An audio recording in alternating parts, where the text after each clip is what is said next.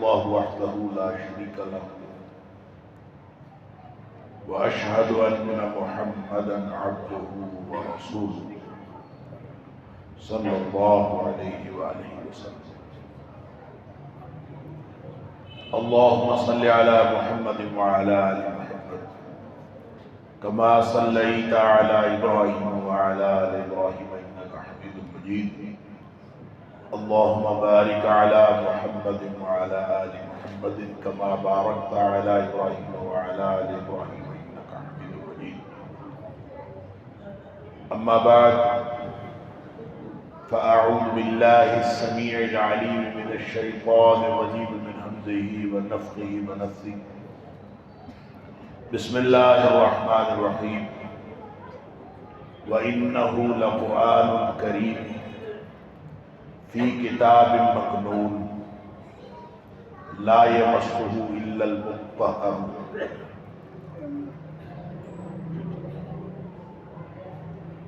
اور بے شک یہ ایک ایسی پڑھی جانے والی چیز ہے جو تمام اشیاء سے بہترین اور عزت والی ہے.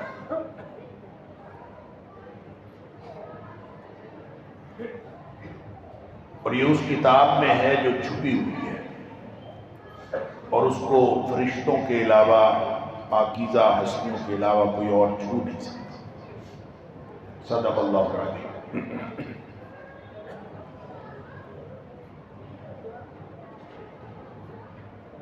میرے لیے، آپ کے لیے اور ہم سب کے لیے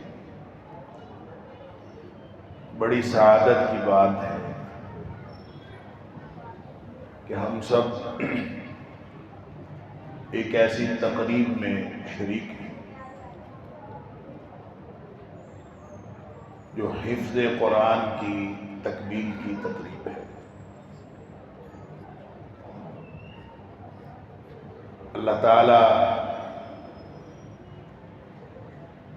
ان بچوں کو جنہوں نے آج حفظ مکمل کیا ہے،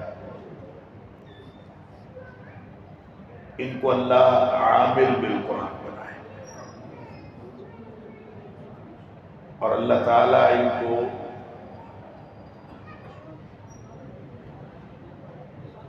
کعبے کا امام بنائے.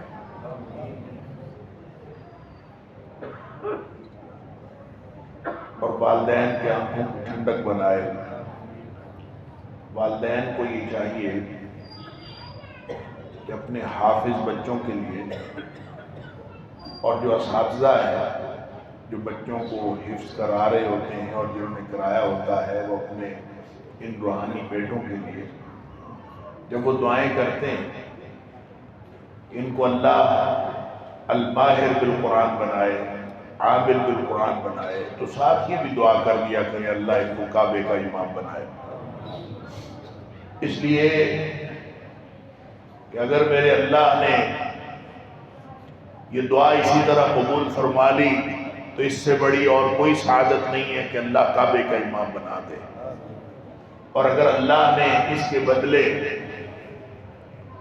کچھ اور عطا فرمایا تو وہ بھی ایسا ہوگا کہ انسان کے وہم و گمان سے زیادہ اچھا ہوگا. اس لیے دعا کرنے میں کنجوسی نہ کیا کریں، نہ اساتذہ نہ والدین. اللہ تعالیٰ ان بچوں کو والدین کے آنکھوں کی ٹھنڈک بنائے اور اللہ تعالیٰ عزت و تکریم کا وہ تاج جس کا اللہ نے وعدہ کیا وہ ان کے والدین کو پہنائے قیامت والے دن.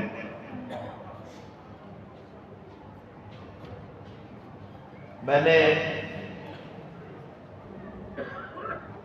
3 چھوٹی چھوٹی آیات سورہ واقعہ کی عرض کی ہیں، آپ کے سامنے تلاوت کی. کچھ گفتگو میں ان کے حوالے سے عرض کرنا چاہتا ہوں اور کچھ بات ان 2 احادیث کے حوالے سے کرنا چاہتا ہوں جو بڑی معروف ہیں حافظ قرآن کے حوالے سے، جس میں سے ایک کی طرف میں نے اشارہ کیا کہ اللہ تعالیٰ اس کے والدین کو قیامت والے دن تاج پہنا ہے، عزت اور تکریم کا تاج پہنا ہے.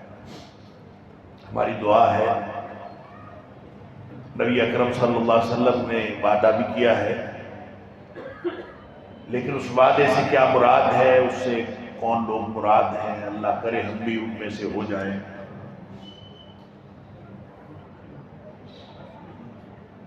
جہاں تک حفظ قرآن کی تکریم کی بات ہے تو اللہ فرماتا ہے کہ یہ قرآن ہے ہی عزت اور تکریم والی چیز۔ کریم اس چیز کو یا اس شخصیت کو کہتے ہیں جو ساری اشیاء میں سب سے بہترین اور عزت والی ہو، وہ کریم ہوتی ہے۔ اور کریم ہستی وہ ہوتی ہے جو ساری ہستیوں میں سے سب سے زیادہ عزت والی ہے۔ لہذا جب اللہ نے قرآن کو قرآن کریم کہا تو اس کا مطلب ہے کہ روئے زمین پر بلکہ پوری کائنات میں جو کچھ پڑھا جاتا ہے، قرآن کا مطلب ہے پڑھی جانے والی چیز۔ روئے زمین پر جو کوئی چیز پڑھی جاتی ہے، دنیا میں بہت لٹریچر پڑھا جاتا ہے، بڑی کتابیں پڑھی جاتی ہیں، لوگ پڑھنے پڑھانے والے بہت ہوتے ہیں، یونیورسٹیاں کھلی ہیں، کالجز کھلے ہیں، ادارے موجود ہیں، مدارس موجود ہیں، مغربی دنیا میں بھی موجود ہے، مشرقی دنیا میں بھی موجود ہے، آج بھی موجود ہیں، قدیمی دور میں بھی موجود تھے، قیامت تک موجود رہیں گے۔ فرمایا ہر پڑھی جانے والی کتاب میں سے جتنی پڑھی جانے والی کتاب قرآن ہے، اتنی کوئی پڑھی جانے والی ہے ہی نہیں۔ جتنا اس قرآن کو، اس کتاب کو پڑھا گیا ہے، اتنا کسی اور چیز کو پڑھا گیا اور پڑھا جاتا رہے گا۔ اس کی ایک تو وجہ یہ ہے کہ اللہ کا کلام ہے، اور دوسری وجہ یہ ہے کہ اس کو پڑھ کے آدمی اکتاتا نہیں ہے، یہ پڑھنے کے بعد پرانا نہیں ہوتا۔ کوئی ایک کتاب پڑھے تو آپ کہتے ہیں میں نے پڑھی، اس کو جتنی دفعہ پڑھیں اتنی دفعہ نئے نقطے سمجھ آئیں گے، نئے عجائبات سامنے آئیں گے، نیا لطف آئے گا، نئی روحانیت ہوگی۔ سبحان اللہ، لا تنقضی عجائبہ، اس کے عجائبات قیامت تک ختم نہیں ہو سکتے۔ کوئی شخص ایک بار پڑھے، 10 بار پڑھے، 100 بار پڑھے، 1000 بار پڑھے، ساری زندگی پڑھے، لا تنقضی عجائبہ، یہ اللہ کا کلام ہے، اس کے عجائبات کبھی ختم نہیں ہو سکتے۔ ایک بات میں اس کے لیے اکثر عرض کیا کرتا ہوں، اللہ کریم نے اس کے بارے میں 2 خصوصیات کا ذکر خاص طور پر کیا ہے قرآن میں۔ ایک تو فرمایا کہ یہ اللہ نے جو نازل کیا ہے احسن الحدیث، اللہ نزل احسن الحدیث، اللہ نے کائنات کا بہترین کلام نازل، احسن الحدیث، کائنات کی بہترین بات۔ پھر اس کی 2 خصوصیات بتائیں گے۔ فرمایا کتاب متشابہ مثانی، ایک ایسی کتاب ہے جس کی آیات ملتی جلتی بھی ہیں اور بار بار دہرائی بھی ہے، گویا اس میں تکرار بھی ہے اور اس میں مشابہت بھی ہے، اسی طرح کی آیات پھر آ جاتی ہیں، اسی طرح کا مضمون پھر آ جاتا ہے۔ اللہ، الفاظ بھی ملتے جلتے، مشابہ لگ جاتے ہیں، حفاظ کو مشابہ لگ جاتے ہیں۔ وہ کسی ایک صورت میں ہوتا ہے، کسی دوسری صورت میں جا شروع کرتا ہے، ایک پارے پہ ہوتا ہے، کسی دوسرے پارے پہ جا شروع کرتا ہے، مشابہ لگ گیا۔ کیوں؟ اس لیے کہ یہ ہے ہی کتاب متشابہن، ایک دوسرے سے، ایک حصہ دوسرے سے ملتا جلتا، مسانی اور بار بار دہرائی جائے۔ ایک مضمون ختم ہوتا ہے، پھر دوسرے پارے پہ شروع ہوتا ہے، وہی مضمون شروع ہو جاتا ہے۔ اللہ، 6 اقوام کی تباہی و بربادی کا قصہ ہے تو کئی صورتوں میں اللہ نے دہرایا، تو وہی مضامین ادھر شروع ہوتے ہیں، ادھر شروع ہو جاتے ہیں۔ اللہ، تکرار بھی ہے، مشابہہ بھی ہے۔ مخلوق کے کلام میں اگر یہ 2 باتیں ہو جائیں نا تکرار اور مشابہت، تو کلام اپنی تاثیر کھو دیتا ہے۔ اسی لیے ادباء، شعراء، لکھاری، لکھنے والے وہ بڑی احتیاط سے لکھتے ہیں، کتاب میں تکرار نہ ہو، مشابہت نہ ہو، تاکہ کتاب کی تاثیر باقی رہے۔ اور جس کتاب میں تکرار اور مشابہت آ جائے اس میں تو تاثیر ختم ہو جائے، پڑھنے والا بھی چند صفحات پڑھ کے وہ کہتا ہے یار اس میں تو تکرار، یار اس میں تو وہی باتیں بار بار کی، تاثیر کھو دیتا ہے۔ یہی فرق ہے مخلوق کے کلام میں اور خالق کے کلام میں۔ وہی دو خصوصیات مخلوق کے کلام ہو تو وہ اپنی مخلوق کے کلام میں ہو تو وہ اپنی تاثیر کھو دیتا ہے، اور یہی دو خصوصیات جب خالق کے کلام میں ہیں تقشعر منہ جلود الذین یخشون ربہم، رونگٹے کھڑے ہو جاتے ہیں۔ اب تاثیر کا عالم یہ ہے کہ رونگٹے کھڑے ہو جاتے ہیں اس سے، جن کے دلوں میں اپنے رب کی خشیت ہوتی ہے۔ خشیت کیا ہے اور رب کی خشیت کب آتی ہے یہ ایک الگ موضوع ہے، میں صرف یہاں یہ عرض کرنا چاہتا ہوں کہ یہ اس کے عجائبات کبھی ختم نہیں ہوتے۔ لا تنقضی عجائبہ ولا یخلق عن کثرت الرد، اور یہ پڑھنے سے پرانا نہیں ہوتا۔ دنیا کی کتابیں پڑھنے سے پرانی ہو جاتی ہیں، یہ اللہ کا کلام ہی پڑھنے سے پرانا نہیں ہوتا۔ جو جتنا زیادہ پڑھتا ہے اس کو اتنا زیادہ قرب حاصل ہوتا ہے، جو جتنا زیادہ پڑھتا ہے اس کو گہرائی حاصل ہوتی ہے، اور جس کو جتنی گہرائی حاصل ہوتی ہے وہ ہیرے اور جواہرات تک پہنچ جاتا ہے۔ لا تنقضی عجائبہ ولا یخلق عن کثرت الرد۔ لہذا جب اللہ نے فرمایا کہ یہ کرامت والی چیز، تکریم والی چیز، عزت والی چیز، تو اس کا مطلب یہ ہے کہ جو قرآن کے ساتھ جڑ جائے وہ بھی عزت والا ہو جاتا ہے۔ قرآن کے ساتھ جڑنے والا عزت والا ہو جاتا ہے۔ یہ تو ہم نے سنا یہ ہے کہ شہر رمضان الذی انزل فیہ القرآن، رمضان کی جو رونق آپ دیکھتے ہیں، رمضان میں جو اجر کی برسات آپ دیکھتے ہیں، اور رمضان کی جو خوبیاں اور خصوصیات آپ دیکھتے ہیں، اللہ فرماتا ہے کہ شہر رمضان الذی انزل فیہ القرآن، رمضان وہ مہینہ ہے جس میں قرآن نازل کیا گیا۔ یہ قرآن کا تعارف نہیں ہے، یہ رمضان کا تعارف ہے۔ رمضان کا تعارف بھی قرآن کی وجہ سے۔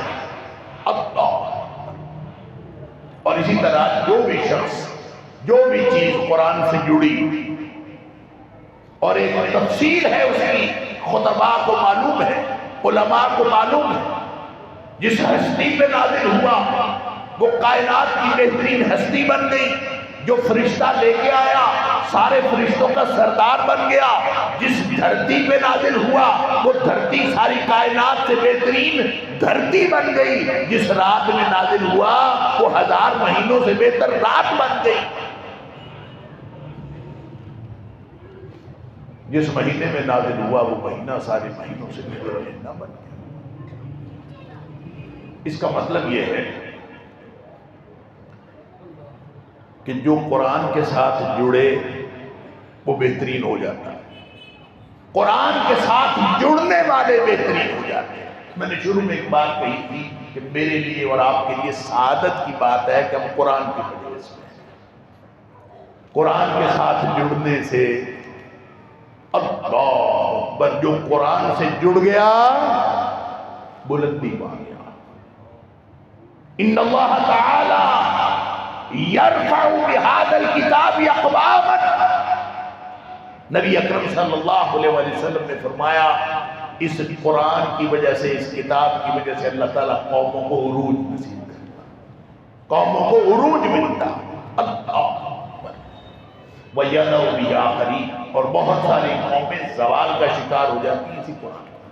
گویا قوموں کا عروج و زوال قرآن سے وابستہ ہے، اور صرف قوموں کا عروج و زوال نہیں، انفرادی طور پر افراد کا عروج و زوال بھی قرآن سے وابستہ ہے۔ جو قرآن سے جڑ گیا بڑی پریشانی ہے آج کے دور میں والدین کو کہ حالات بڑے خراب ہیں، میڈیا سر چڑھ کے بول رہا ہے، سوشل میڈیا ہمارے گھروں میں گھس گیا ہے، بچوں کے ہاتھ میں ہر چیز، پوری دنیا ایک ہتھیلی پہ رکھے ہوئے موبائل فون کے اندر ساری دنیا، اس کا ہر گند، ہر آلودگی اس کے ہاتھ میں ہے، کیسے بچے؟ پریشانی ہے نا۔ اب اللہ تعالیٰ نے 2 نسخے دیے، قرآن میں بتایا، ایک تو فرمایا نماز پہ لگا دے بچوں کو، ان الصلاۃ تنہی عن الفحشاء والمنکر، یہ روک لے گی ان کو برائیوں اور بے حیائی، تم سے نہیں رکتے،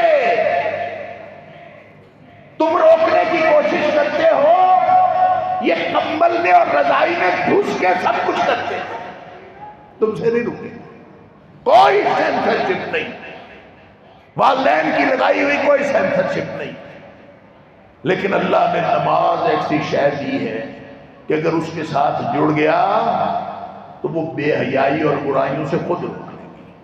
اور دوسری چیز قرآن، ان ھذا القرآن یہدی للتی ہی اقوم، اللہ کا وعدہ ہے کہ قرآن کے ساتھ بچوں کو جوڑ، 2 چیزیں ہیں، ایک نماز، ایک قرآن، اگر اس کے ساتھ خود جڑ گئے تو کامیاب ہو گئے، اس کے ساتھ بچوں کو جوڑ دیا تو بے فکر ہو جائے، اس کے بعد نماز جانے اور قرآن جانے، نماز جانے اور قرآن جانے، ان دونوں کے ساتھ جوڑنا تمہارا کام ہے، پھر ان دونوں کے ذریعے سے ہر آلودگی سے بچانا اللہ کا کام ہے، اور سیدھے رستے پر لگانا اللہ کا کام ہے، اللہ نے وعدہ کیا۔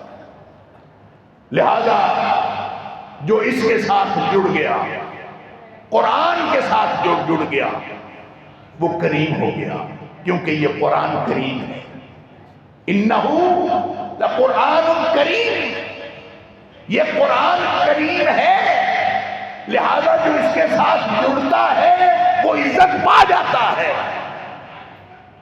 مجھے سند تو معلوم نہیں اس روایت کی، کہیں پڑھا تھا، واللہ اعلم، تاریخی بات ہو سکتی ہے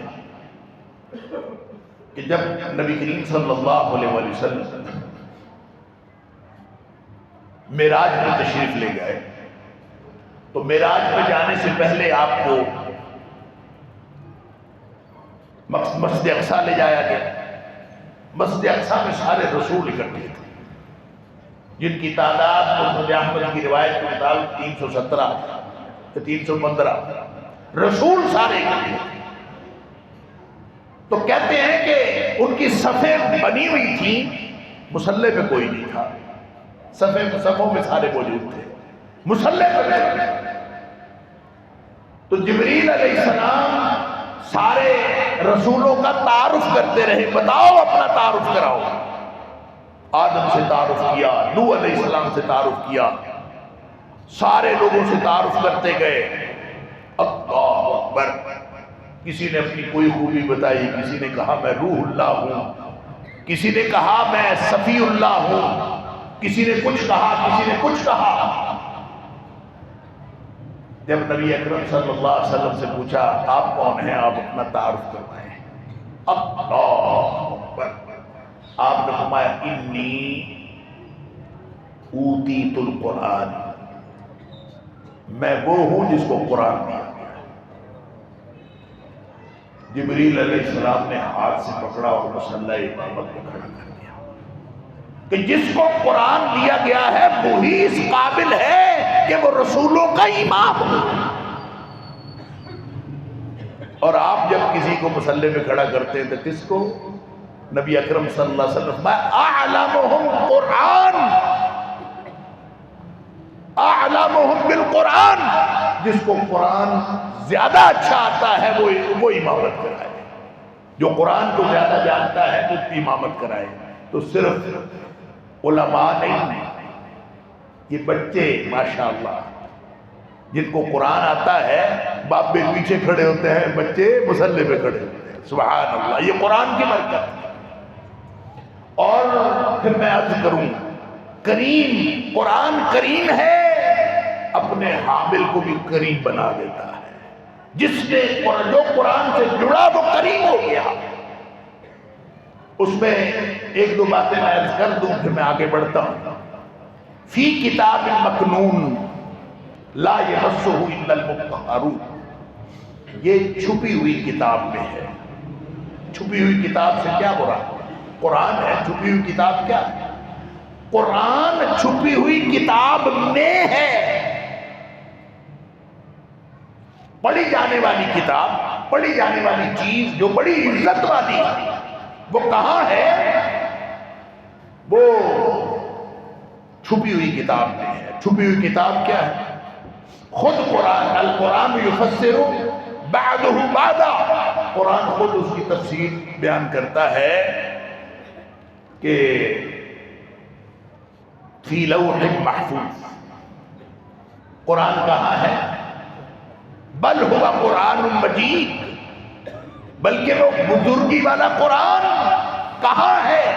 فی لوح محفوظ، وہ لوح محفوظ میں ہے. اور لوح محفوظ وہ محفوظ بھی ہے، وہ مکنون بھی ہے، وہ چھپی ہوئی بھی ہے، وہ محفوظ بھی ہے. کہاں؟ اللہ کے پاس. اور اس قدر محفوظ ہے، اس قدر چھپی ہوئی ہے کہ وہاں فرشتوں کے علاوہ کوئی اور جا ہی نہیں سکتا. کوئی ابلیس کا کرندہ یہ اس راستے میں بھی نہیں جا سکتا. ان کو تو پہلے آسمان سے مار پڑتی ہے، نیچے بھاگتے ہیں نیچے کو. شہاب ثاقب تیار کھڑے ہوتے ہیں. تو قرآن ایک ایسی کتاب ہے جو لوح محفوظ میں ہے، چھپی ہوئی کتاب ہے، محفوظ کتاب ہے. اس سے قرآن آیا ہے لا یمسہ الا المطہرون، اور وہاں پاکیزہ فرشتوں کے علاوہ کوئی پہنچ ہی نہیں سکتا. سبحان اللہ. لہذا یہ قرآن کی ایک ایسی تعریف اللہ نے بیان فرمائی ہے سورہ واقعہ میں کہ جو شخص اس کو سمجھ لے اس کو قرآن کی تقریر کا بھی اندازہ ہوتا ہے، اس کو قرآن کی حفاظت کا اندازہ بھی ہوتا ہے، اس کو قرآن کی بلندی کا اندازہ بھی ہوتا ہے، اور اس کو یہ بھی اندازہ ہوتا ہے کہ اللہ نے لوح محفوظ سے لے کر نبی اکرم صلی اللہ علیہ وآلہ وسلم کی قلب اطہر تک، آپ کے دل مبارک تک، آپ کے دل پہ نازل ہوا. تو لوح محفوظ سے لے کر نبی پاک صلی اللہ علیہ وسلم کے قلب اطہر تک پہنچنے تک یہ محفوظ ہے. نبی پاک صلی اللہ علیہ وسلم کے پاس جب آتا تھا نا قرآن، اللہ اکبر، آپ جلدی جلدی اس کو یاد کرتے تھے، جلدی جلدی پڑھتے تھے، اس لیے کہ آپ کو یہ خطرہ ہوتا تھا کہیں بھول نہ جائے. فرمایا لا تحرک بہ لسانک لتعجل بہ، جلدی کرنے کی ضرورت نہیں، جلدی جلدی زبان ہلانے کی ضرورت نہیں. اس لیے ان علینا جمعہ وقرآنہ، آپ کو حفظ کرانا اور پڑھانا وہ ہماری ذمہ داری. سبحان اللہ. تو اس دھرتی کے پہلے حافظ کون ہے؟ نبی کریم صلی اللہ علیہ وسلم. جب پہلے حافظ نبی پاک صلی اللہ علیہ وسلم ہے تو اس کا مطلب ہے جو آج حفظ کرتا ہے وہ نبی کریم صلی اللہ علیہ وسلم کی سنت پر عمل کرتا ہے، وہ نبی کریم صلی اللہ علیہ وسلم کی اتباع کرتا ہے. اور صرف نبی پاک صلی اللہ علیہ وسلم حافظ نہیں ہے، آپ سب سے پہلے حفظ کے استاد بھی ہیں. آپ حافظ بھی سب سے پہلے ہیں اور آپ حفظ کے استاد بھی سب سے پہلے ہیں. نبی پاک صلی اللہ علیہ وسلم کو تو اللہ نے معجزانہ طور پر حفظ کروا دیا. ان علینا جمعہ وقرآنہ، ہم نے حفظ کرانا ہے، ہم نے پڑھانا ہے، لہذا جلدی کرنے کی ضرورت نہیں. فَإِذَا قَرَأْنَاهُ فَاتَّبِعْ قُرْآنَهَا، جب ہم پڑھا چکے آرام سے تسلی سے اس کے بعد پڑھا کریں، اس لیے کہ آپ کو بھولنے کا سوال ہی پیدا نہیں ہوتا. لوح محفوظ سے لے کر آپ کے قلب اطہر تک محفوظ. اب نبی پاک صلی اللہ علیہ وسلم نے صحابہ کرام کو سکھایا. حدیث میں جہاں جہاں بھی آیا ہے سکھایا، علامہ. اللہ اکبر۔ ابھی بھائی تلاوت فرما رہے تھے کہ علم القرآن، الرحمن علم القرآن، جس نے قرآن سکھایا، اور اقرا بسم ربک الذی خلق خلق الانسان من علق اقرا وربک الاکرم الذی علم الانسان الذی علم بالقلم علم الانسان ما لم یعلم۔ انسان کو وہ کچھ سکھایا جو یہ نہیں جانتا تھا۔ علم القرآن، کیا سکھایا؟ قرآن سکھایا۔ کس کے ذریعے سکھایا؟ نبی پاک صلی اللہ علیہ وسلم۔ اس دھرتی کے سب سے پہلے حافظ قرآن نبی پاک صلی اللہ علیہ وسلم، اور پھر اس کے بعد نبی کریم صلی اللہ علیہ وسلم نے۔ اچھا، آگے بڑھنے سے پہلے میں نے عرض کیا آپ حافظ بھی ہیں اور آپ حفظ کے پہلے استاد بھی ہیں، اس لیے کہ قرآن نے، نبی پاک صلی اللہ علیہ وسلم نے، قرآن نے بھی کہا علامہ، قرآن سکھایا، وہ حفظ کرایا۔ اور نبی پاک صلی اللہ علیہ وسلم، صحابہ کرام کہتے ہیں کہ نبی کریم صلی اللہ علیہ وسلم اس وقت تک آگے نہیں بڑھتے تھے جب تک ایک سورت ہمیں سکھا نہیں لیتے تھے۔ عرب تھے، سمجھ تو آتی ہوگی، بات سمجھا دی، پھر کیا سکھانے میں دن لگتے تھے؟ یاد کروانے میں دن لگتے تھے۔ اور اس کی دلیل کیا ہے؟ اس کی دلیل یہ ہے کہ بعض دعاؤں کے بارے میں آتا ہے کہ نبی پاک صلی اللہ علیہ وسلم وہ دعائیں ہمیں ایسے سکھاتے تھے جیسے قرآن کی کوئی صورت ہو۔ تو دعائیں سکھاتے تھے جیسے قرآن کی کوئی صورت سکھاتے تھے، گویا جیسے قرآن یاد کرواتے تھے، قرآن کی صورتیں یاد کرواتے تھے، اسی طرح نبی پاک صلی اللہ علیہ وسلم بعض دعائیں بھی یاد کرواتے تھے، جیسے دعائیں حاجت ہے، جیسے دعائیں استخارہ ہے۔ ان کے بارے میں صحابہ کہتے ہیں نبی پاک صلی اللہ علیہ وسلم ہمیں ایسے سکھاتے تھے جیسے قرآن سکھاتے تھے۔ اس کا مطلب ہے نبی پاک صلی اللہ علیہ وسلم صحابہ کو قرآن حفظ کرا، اس طرح سے قرآن محفوظ ہوا ہے۔ قرآن محفوظ ہوا ہے، ادھر سے بھی محفوظ، ادھر سے بھی آگے محفوظ۔ اور کیسے محفوظ نہ ہو؟ اللہ نے خود ذمہ داری دی ہے، اِنَّا نَحْنُ نَزَّلْنَا الذِّكْرَ وَإِنَّا لَهُ لَحَافِظُونَ۔ ہم نے اس قرآن کو نازل کیا اور ہم ہی اس کی حفاظت کرنے والے ہیں۔ جب یہ تورات اور انجیل نازل ہوئی تھی نا، تو اس کی حفاظت کی ذمہ داری اللہ نے نہیں لی، ان کی حفاظت کی ذمہ داری ان کے احبار و رہبان پر تھی، ان کے جو علماء تھے، ان کے جو درویش تھے، ان کی ذمہ داری تھی۔ بِمَسْتُحْفِظُوا مِنْ کتاب اللہ، سورہ مائدہ میں اللہ فرماتا ہے کہ یہ ذمہ داری ان کی تھی کہ ان سے مطالبہ کیا گیا تھا، ان سے یہ تقاضا کیا گیا تھا کہ وہ اللہ کی کتاب کو، اللہ کے نازل کردہ تورات اور انجیل کو حفاظت سے رکھے۔ انہوں نے حفاظت نہیں۔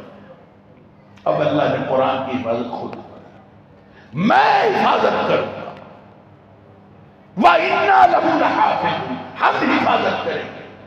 تو حفاظت اللہ نے کیسے کی؟ حفظ سے۔ سب سے پہلے حافظ نبی کریم صلی اللہ علیہ وسلم، اس کے بعد حفاظ صحابہ کرام، اور وہ حفظ کے استاد کون؟ نبی کریم۔ سبحان اللہ، جب یہ حفظ ہو رہا ہوتا ہے نا، یہ جو علم یعلم تعلیم ہے نا، سکھانا، اسی کا معنی حفظ کرانا ہے۔ جو فرمایا نا خیرکم من تعلم القرآن وعلمہ، تم میں سے بہترین وہ ہے جو قرآن سیکھے اور جو سکھائے۔ تو پہلے کون ہے؟ خیرکم، تم سب میں سے بہترین وہ ہے من تعلم القرآن وعلمہ، جو سیکھے اور جو سکھائے۔ تو پہلے کون ہے؟ سیکھنے والا نا، تو سیکھنے والے کی اہمیت سکھانے والے سے زیادہ ہے. وہ سیکھنے والا اگر وہ کسی بھی دور میں ہوگا، جو قرآن سیکھنے کے لیے بیٹھ گیا، قرآن یاد کرنے کے لیے بیٹھ گیا، اللہ کے رسول صلی اللہ علیہ وسلم فرماتے ہیں وہ ساری کائنات سے بہترین ہو گیا. میرے بزرگوں، میرے بھائیوں، میرے دوستوں، میرے عزیزوں، شروع کر دو قرآن سے. چاہے 70 سال کی عمر ہے، قرآن حفظ کرنا شروع کر دو. مرتے دم تک ایک سورت بھی یاد ہو گئی نا تو خیرکم من تعلم القرآن میں آ جائیں گے، ہم ان میں شمار ہو جائیں گے جو قرآن کو یاد کرتے ہیں، قرآن کو سیکھتے ہیں، ان میں شامل ہو جائے. اللہ تعالی ہم سب کو ان میں شامل کرے. اب یہ جو بچے دو جنہوں نے آج حفظ کیا ہے، یا جتنے چھوٹے چھوٹے بچے حفظ کرتے ہیں، یہ بھلا کیا ہے؟ ان کو کون سی تقریب ملی ہے؟ قرآن کریم ہے، اس کے ساتھ جڑنے والا کریم ہے، اس کا حافظ کریم ہے. کیسے اس کو اللہ نے یہ تو مسلح دیا، امامت دی. عزت تکریم بڑی ہے، لیکن جو اصل تکریم ہے نا، اللہ فرماتا ہے ذمہ داری میری ہے حفاظت کرنا. اور کس کے ذریعے کرنی ہے؟ حفاظ کے ذریعے. قرآن کی حفاظت کا ذریعہ تحریر اور کتابت نہیں ہے، قرآن کی حفاظت کا ذریعہ حفظ ہے. اور جب پہلی دفعہ قرآن لکھا جا رہا تھا نا، پہلی دفعہ قرآن بین الدفتین ایک مصحف بنا جس کو مصحف صدیقی کہتے ہیں. حضرت ابوبکر صدیق رضی اللہ تعالیٰ کے دور میں جب یہ مشورہ ہوا کہ یمامہ کی جنگ میں بہت سارے حفاظ شہید ہوئے ہیں، لہذا ایسا نہ ہو کہ حفاظ شہید ہوتے جاتے ہیں، قرآن جو ہے وہ کہیں لکھا ہوا نہ ہو، اس کو ایک صحیفے میں جمع کر لیا جائے. زید بن ثابت رضی اللہ تعالیٰ عنہ کی سرکردگی میں ایک کمیٹی بن گئی، اور زید بن ثابت رضی اللہ تعالیٰ عنہ جن کی سرکردگی میں ایک کمیٹی بنی، وہ خود حافظ قرآن تھے، خود حافظ تھے. اعلان ہو گیا جس کے پاس لکھا ہوا قرآن ہے لے آؤ. پتھر کی ٹکڑیوں پہ، کھجور کے پتوں پہ، چمڑے پہ، جس نے جہاں جہاں لکھا تھا لے آؤ. خود حافظ تھے، لیکن وہ کسی کی تحریر کو اس وقت تک نہیں لیتے تھے جب تک وہ 2 حافظوں کی گواہی نہ لے کے آئے. 2 حافظوں کی، 2 حفاظ کی گواہی ہوتی تھی، پھر ان کی تحریر قبول کی جاتی تھی.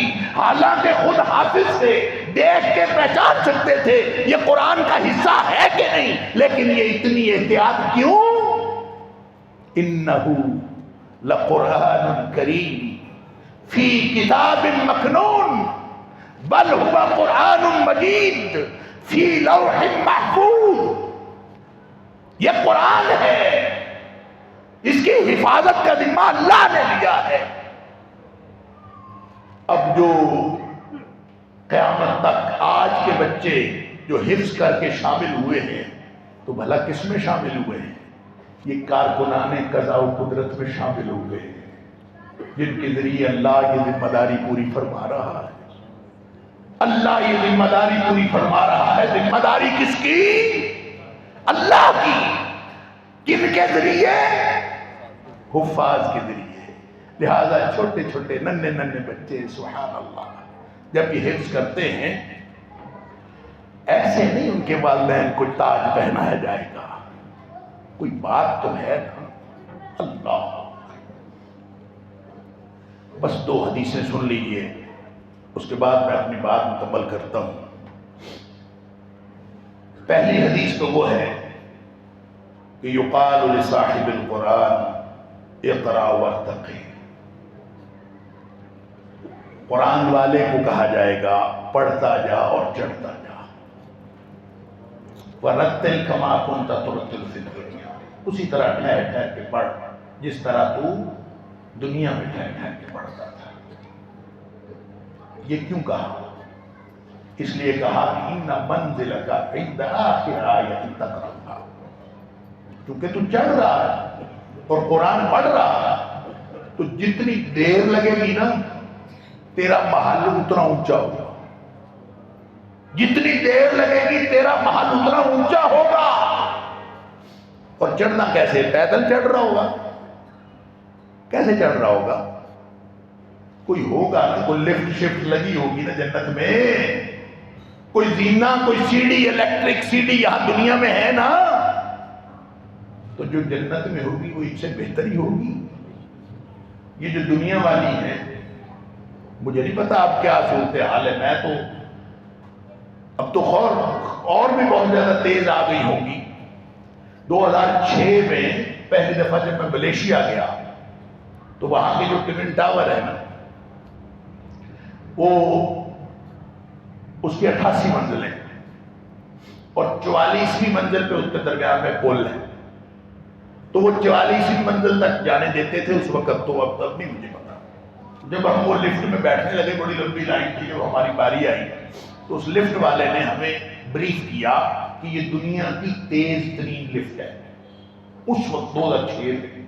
اب ہم 2025 کی بات کر رہے ہیں، یعنی اس سے 19 سال ہو گئے، اب تو دنیا نے کہاں کی ترقی کر۔ اس وقت اس نے کہا تھا کہ یہ دنیا کی تیز ترین لفٹ ہے، اور اس لفٹ کی تیزی یہ ہے کہ یہ 1 سیکنڈ میں 4 فلور طے کر جاتی ہے۔ 1 منٹ میں نہیں، 1 سیکنڈ میں، 1 سیکنڈ میں 4 فلور کرتی ہے۔ لہذا ہم جب اس میں یوں کھڑے ہوئے ہیں تو 11 سیکنڈ بعد اس نے دروازہ کھول دیا، تو 11 سیکنڈ بعد سارا کوالالمپور نیچے آیا پڑا تھا۔ اور حیران، 44 منزلیں اوپر، صرف 11 سیکنڈ۔ کیا خیال ہے جنت کی لفٹ کتنی تیز ہوگی؟ جس لفٹ میں یہ کھڑا ہوا قرآن پڑھ رہا ہوگا، وَرَتِّلْ كَمَا كُنْتَ تُرَتِّلُ فِي الدُّنْيَا، جس طرح تو دنیا میں ٹھہر ٹھہر کے پڑھتا تھا ذرا اس طرح پڑھ۔ اللہ، یا میں ایک بات اور عرض کر دوں کہ صاحب قرآن کہا ہے، حافظ قرآن نے کہا۔ صاحب قرآن، قرآن کا ساتھی، قرآن والا، جو حافظ ہے وہ بھی قرآن والا ہو سکتا ہے، غیر حافظ بھی قرآن والا ہو سکتا ہے۔ جس نے قرآن کو زندگی کا ساتھی بنا لیا، اللہ اکبر، جس نے قرآن کو زندگی کا ساتھی بنا لیا، اپنی زندگی میں داخل کر لیا، وہ صاحب قرآن ہے۔ نبی پاک صلی اللہ علیہ وسلم فرمایا کرتے تھے، میرے صحابہ اقرأوا القرآن، قرآن پڑھتے رہا کرو، انہ یاتی یوم القیامت شفیعا لاصحابہ، یہ قیامت والے دن اپنے ساتھیوں کی سفارش کرے۔ لہذا قرآن پڑھنے والے بھی صاحب قرآن ہیں، قرآن حفظ کرنے والے بھی صاحب قرآن ہیں۔ بات تو صرف اتنی ہے، قرآن کو اپنی زندگی کا ساتھی بناؤ۔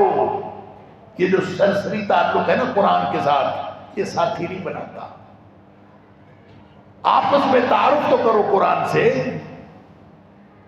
میں اس کی مثال دیا کرتا ہوں کہ مسجد میں اگر روز کوئی یہاں کوئی اجنبی آ کے رہنا شروع کر دے، روز آئے یہاں نماز پڑھنے، نماز کے وقت آپ نماز کے بعد سلام دعا کریں، وہ اپنے گھر، آپ اپنے گھر، ہو سکتا ہے سالوں آپ رہتے رہیں تو آپ کا تعارف نہ ہو، اور اگر پہلے دن آپ دیکھیں کہ یار یہ اجنبی آدمی آیا ہے، اس سے تعارف کریں، بھائی جان آپ کون ہیں، اس کو لے کے آپ الگ بیٹھ جائیں، کونے میں بیٹھ جائیں، اپنے گھر کی بیٹھک میں بیٹھ جائیں، اس سے پوچھیں آپ کون ہیں، بس اتنا آپ سوال کر لیں، اکیلے بیٹھ کے ایک سوال کر لیں، نتیجہ یہ ہوگا کہ آپ اس کا سب کچھ جان جائیں گے، وہ آپ کا سب کچھ جان جائے گا۔ تو بھائی قرآن کو تنہائی میں بیٹھ کے پڑھا کریں، قرآن کو تنہائیوں کا ساتھی بنائیں۔ سرسری تعلق سے صاحب قرآن نہیں بنتا، قرآن بنتا ہے، صاحب قرآن بنتا ہے اس سے تنہائیوں میں بیٹھ کے، اس سے زندگی کا تعلق بنائیں۔ اللہ اکبر، فرمایا پڑھتا جاؤ چڑھتا جاؤ۔ میں نے عرض کیا کہ وہ جو زینے ہیں یہ دنیا والے 4 فلور طے کرتے ہیں یا کتنے فلور طے کرتے ہیں، اب وہ جو جنت والے زینے اللہ کو معلوم ہے کتنے تیز ہوں گے، 1 سیکنڈ میں کتنے فلور کریں گے. اور وہاں پہ فلور کا مطلب پتہ کیا ہے؟ یہ جو ہم کہتے ہیں نا درجہ اوپر کو ہوتا ہے، درجہ نیچے کو ہوتا ہے. یہ آپ جو یہ لکڑی کی سیڑھی نہیں ہوتی جس کو پوڑی ہم کہتے ہیں، لکڑی کی سیڑھی، بالکل اس کو سمجھ لیجئے. جب آدمی کا 1 پاؤں اوپر کے سٹیپ پہ چلا گیا، 1 پاؤں پہلے نیچے تھا، یہ اوپر چلا گیا، یہ درجہ ہے. 1 پاؤں اوپر چلا گیا یہ درجہ ہے، اور 1 پاؤں نیچے چلا گیا یہ درکا ہے. جہنم نیچے کو ہے، ان المنافقین فی الدرک الاسفل من النار، نیچے کو درکے ہیں اوپر کو درجے ہیں، اور جہنمی نیچے سے نیچے جائیں گے، جنتی اوپر سے اوپر جائیں گے. سبحان اللہ. اور نبی کریم صلی اللہ علیہ وسلم نے فرمایا وہاں درجے کا جو فرق پڑنا ہے نا، درجے کا، یہ جو تھوڑا سا ٹھہر کے پڑے گا تو اتنی تیز لفٹ ہوگی، تو ذرا سا ٹھہر کے پڑے گا تو پتہ نہیں کتنے درجوں کا فرق پڑ جائے گا. نبی کریم صلی اللہ علیہ وسلم نے فرمایا 1 درجے کا فرق پڑ گیا نا جنت میں، 1 درجے کا، تو فرمایا نیچے والے درجے کے جنتی اوپر والے جنتیوں کو ایسے دیکھیں گے جیسے ہم سورج چاند ستاروں کو دیکھتے ہیں. یا دوسری حدیث میں فرمایا 1 درجے سے دوسرے درجے کا فاصلہ 100 سال کا فاصلہ ہے، اور 1 درجے کا فرق پڑ گیا.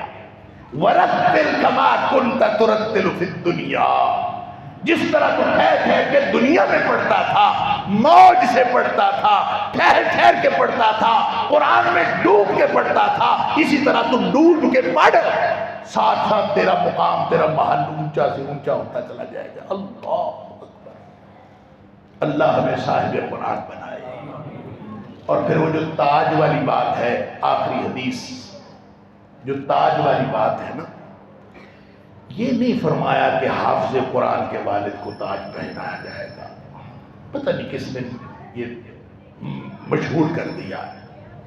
حافظ قرآن کا کوئی نہیں ہے بات، پتہ نہیں کہاں سے ہے، مجھے نہیں پتا، اگر ہے کہیں تو مجھے نہیں پتا. جو حدیث ہے ابو داؤد میں بھی ہے اور ابن ماجہ میں بھی ہے، جو حدیث ہے والدین کو تاج پہنانے والی حدیث کے الفاظ سن لیجئے. من قرأ القرآن وعامل به،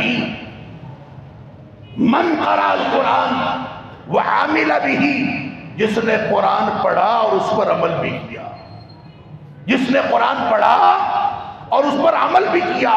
ابھی میں نے عرض کیا صاحب قرآن وہ ہوتا ہے جو قرآن کو زندگی کا ساتھی بناتا ہے. حافظ بھی صاحب ہو سکتا ہے، غیر حافظ بھی صاحب ہو سکتا ہے. اسی طرح فرمایا من قرأ القرآن وعمل به، جو قرآن پڑھے اور اس پر عمل بھی کرے. اللہ ان حفاظ کو، میں نے شروع میں دعا دی تھی، اللہ ان کو عامل بالقرآن بنائے. عالم تو ہو گئے، اللہ عالم بھی بنائے، اللہ عامل بھی بنائے، اللہ الماہر بالقرآن بنائے، جن کی فرشتوں کے ساتھ قیامت والے دن اللہ نے حشر کرنا. اللہ اکبر، اللہ اکبر. تو فرمایا من قرأ القرآن وعامل به، اس کے بارے میں فرمایا ہے البس والداہ تاجا یوم القیامہ، اس کے والدین کو قیامت والے دن تاج پہنایا جائے گا، جس نے قرآن کو زندگی میں اپنے عمل کے ساتھ اپنی زندگی میں داخل کیا.